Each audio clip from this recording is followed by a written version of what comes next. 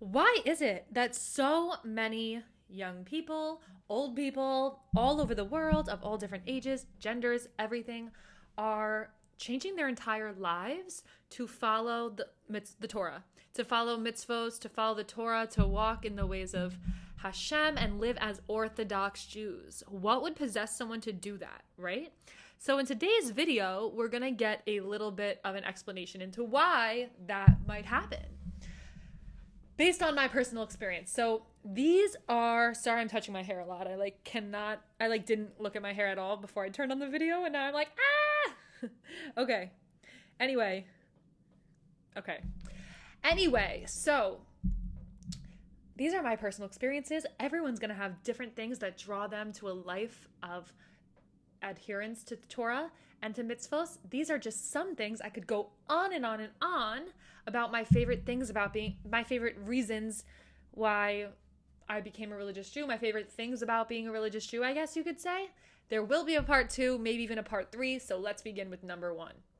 So the first reason that is my favorite part about being an Orthodox Jew is that it really satisfies my need for truth and my intellectual curiosities. It really satisfies my intellectual thirst and thirst for truth and seeking of just what's true in the world. So I'll give you an example.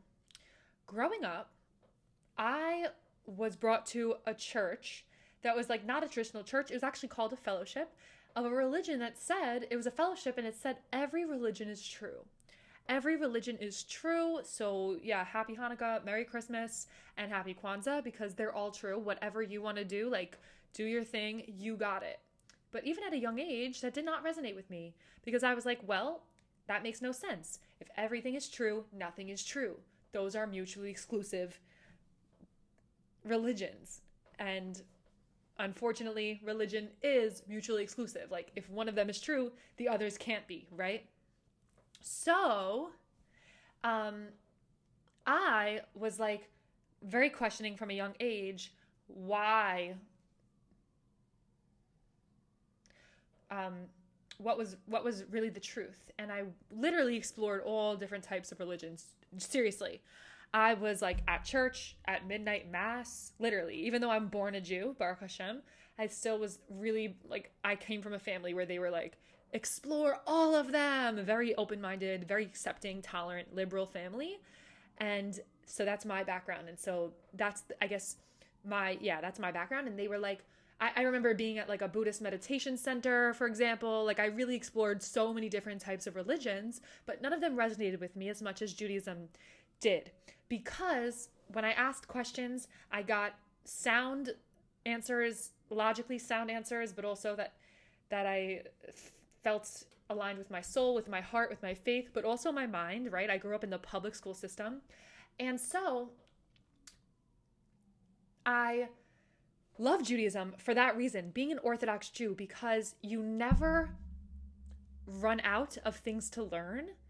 And society is always changing with the wisdom of society, what's right and wrong, what a person should do, what they shouldn't do, right?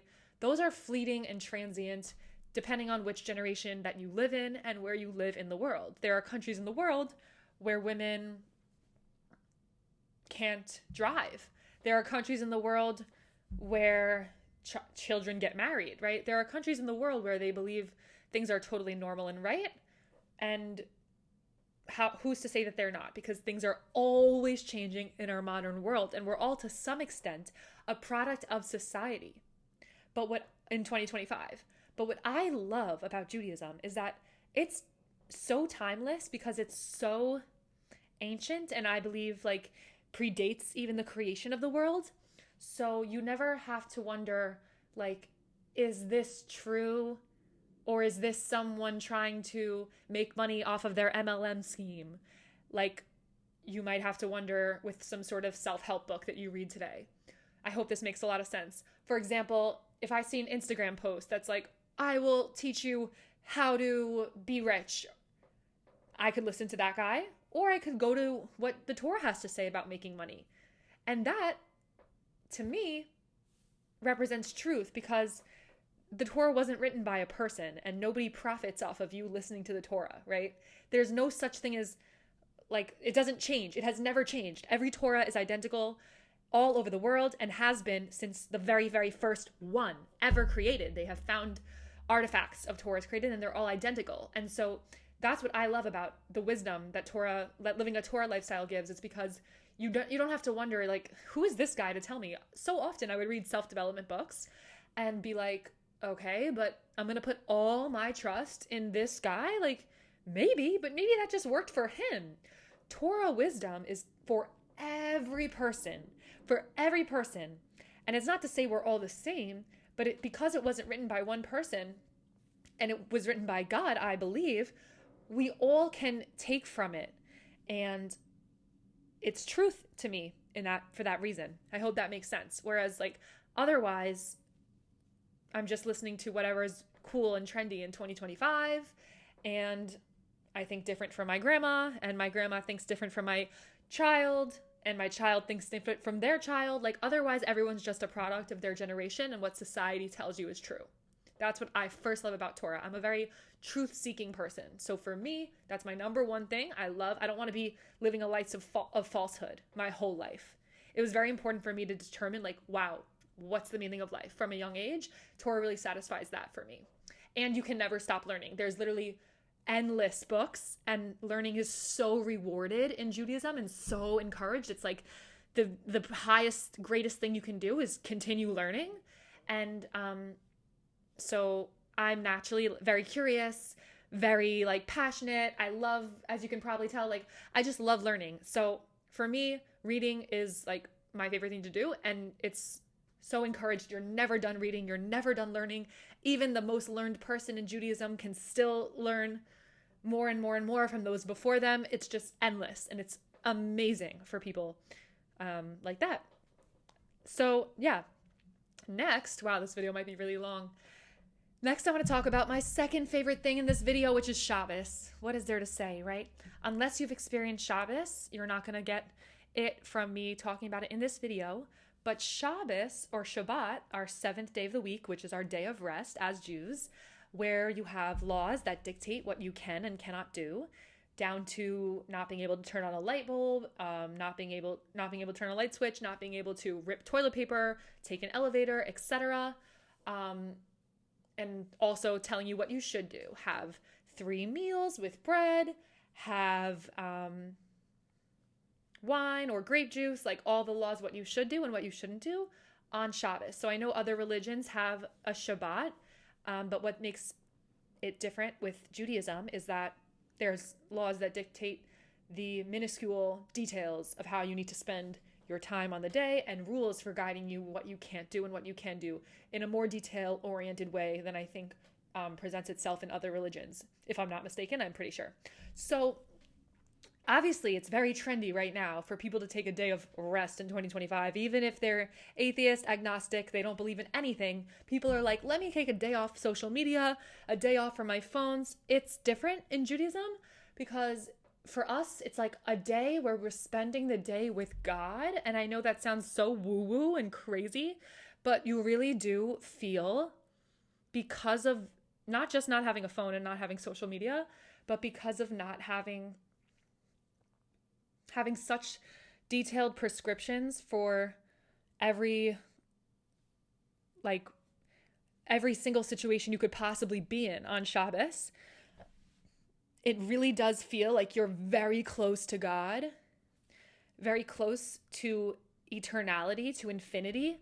And it says Shabbos is a little piece of the world to come. It's brought down, meaning like when you think of heaven or the world to come, as we believe as Jews, we get a little tiny, not really comparable preview of that on Shabbat. And it really feels like that because on Shabbat, you go beyond yourself, you live outside of yourself, and you connect with others and with God in such an intimate way that's unlike anything you could achieve by just taking a cleanse from your phone. I really can't explain it. It has to be experienced firsthand, but that's my favorite thing about Judaism. And then there's the practical things about Shabbat, right? Like getting to commune with people, having definite 3 meals with and socialization time with people every week on like undoubtedly is really healthy for people and really helps with mental health, and having that sense of community is so important to a happy life. Even though that sense of community is not so stressed here in 2025, it really is huge for having a happy life, and Judaism is so conducive to that because everybody has to go to synagogue. And yeah, also just practical things on Shabbat. I feel it helps my health a lot.